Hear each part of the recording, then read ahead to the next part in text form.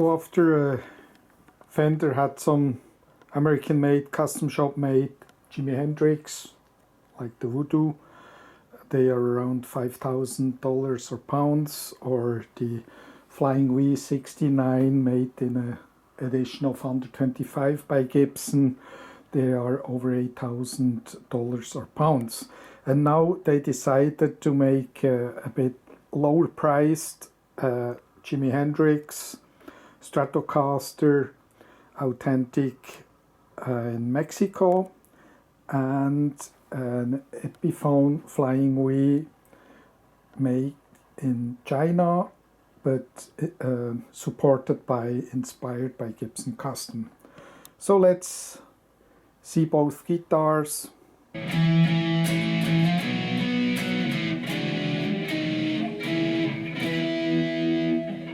The Fender Mexican made comes with a soft bag, so I upgraded from a retailer who made the offer for a hard case.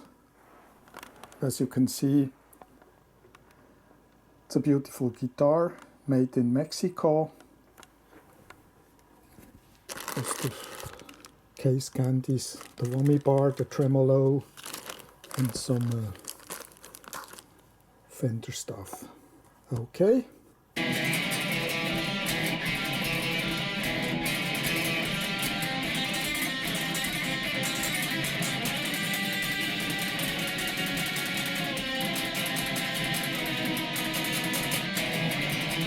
Flying V from Epiphone.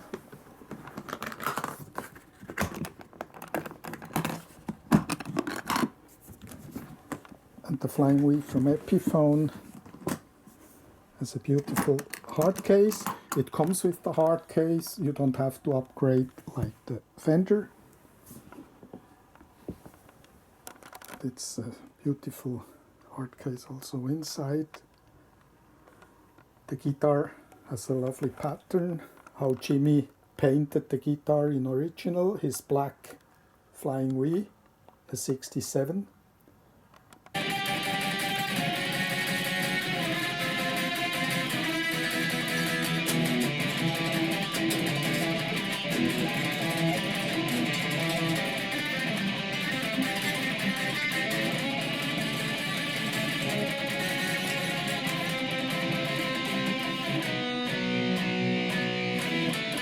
So let's go through fast again. Made in Mexico, not American made, but American pickups, the 65. Mexico built very, very good high standard guitars. The people of you who owns a Mexican Strat, they know. In a blind comparison, usually you can say it's an American made or a Mexican made. The original color, the Olympic white, Jimi played in Woodstock. Maple neck, alder body, polyurethane varnish, and American pickups.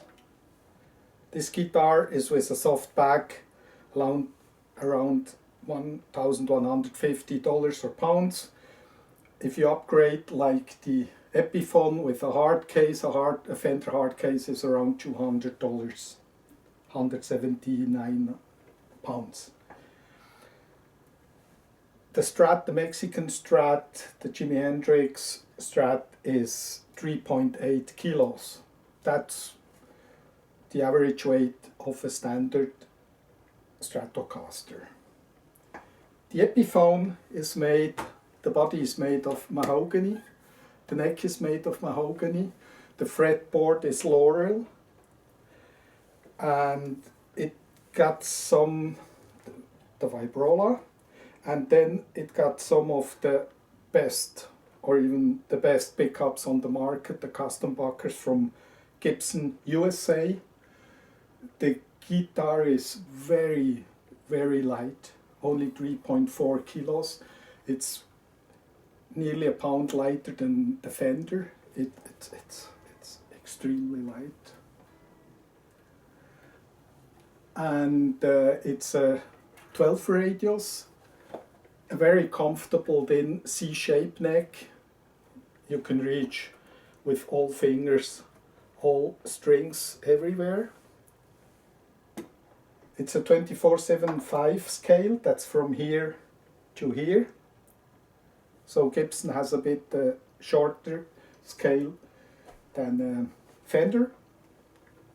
This one is a 25/5, that's from here to here, but because they turned the headstock, now the bass strings are longer, there is more tension on it. That was probably the reason that Jimi himself, he didn't play the E6. Usually it's between 42 and 52. It depends the player, but most guitars now have tenors to 46 strings. But the E6, the thickest of the bass strings, Jimi had only a 38 on it. So he had much thinner bass strings than you have, but I believe that's because of the length of the strings. So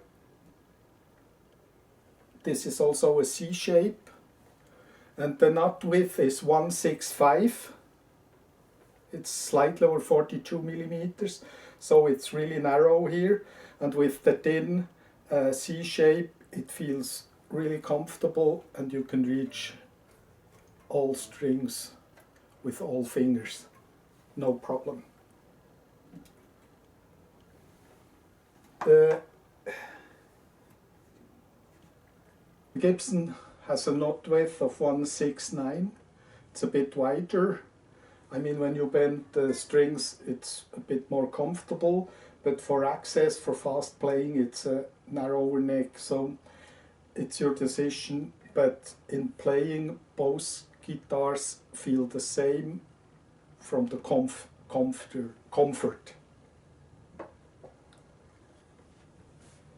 The Fender has only 21 frets, the Gibson has 22 frets.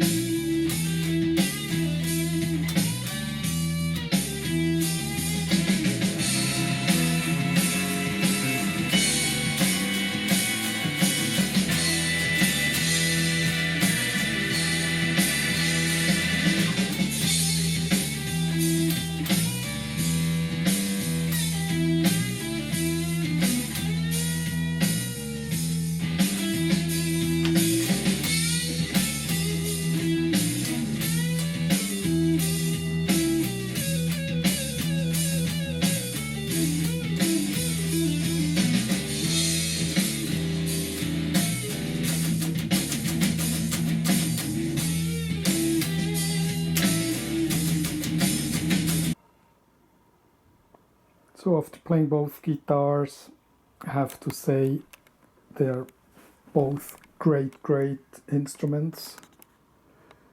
There is not a better or a lower or a second place. They're both great. The Epiphone neck is a bit more comfortable because the end rounding, so it's really comfortable to put your fingers on the fretboard, and it's much louder. The custombuckers in the same plugged in the amplifier. The Epiphone is much louder with the Gibson custombuckers, but the 60s authentic sound is maybe on the Fender, but the Fender neck is really comfortable, and it should have the same shape as Jimi's neck had on Woodstock. So the real Hendrix feeling is certainly the Fender. Buy a hard case, then you're around $1,300 or pounds, and if you want this a bit special blues time, Hendrix used for Red House, often the Gibson guitars and also for other occasions, and he certainly loved that guitar, otherwise he wouldn't have overpainted that guitar. And unfortunately I have to say they both have their strengths and nearly no downside points. So if you're a Jimi fan, you need both guitars. Sorry guys, but that's the truth. Have a lovely day. Hope you enjoyed the video. Hope to see you soon.